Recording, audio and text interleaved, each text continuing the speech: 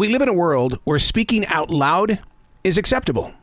But what about those who prefer to think over being heard? The second observation? There's another tropical storm on its way. And with it, it's another fancy name. How did naming storms come into play? My name is Arroe. I'm a daily writer, a silent wolf. I stand on the sidelines and do nothing but watch. I listen, I study, and then we get to activate. I call it the daily mess, a chronological walk through an everyday world. Yes, it's my morning writing. As a receiver of thoughts and ideas, we as people tend to throw things to the side because we'll just deal with it later. When a subject arrives inside of me, I know it's time to dig in. It's still keeping that daily journal. By doing the research, the picture becomes clearer. This is the daily mess. Observation number 59.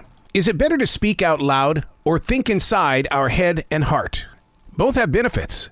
Speaking out loud helps you remember things. It's called a production effect. The process of producing something with physical words, helping to fend off distractions. Speaking out loud actually triggers new mental and linguistic connections. Plus, while speaking out loud, you regulate your emotions. It helps you understand them. Now, let's turn it around.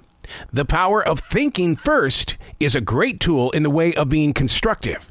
Thinking about it gives you better control of the subject, saving you from something that might embarrass you later on. It also helps you understand the topic, considering all possibilities, looking at both the pros and the cons. Sometimes, while speaking out loud, we miss out on critical factors, whereas thinking first makes us better listeners. Keeping notes or daily writing are amazing exercises when it comes to making an uncluttered decision. My father used to tell me all the time, I was talking only to hear myself talk. So, I became a better thinker. Hey, coming up next, naming a tropical storm or a hurricane. Where did this even start and why? Hey, thanks for coming back to the Daily Mess. Observation number 60. Naming tropical storms and hurricanes. Has it always been a thing? Even before the 1940s, hurricanes were identified with names of saints, Greeks, or Roman mythology.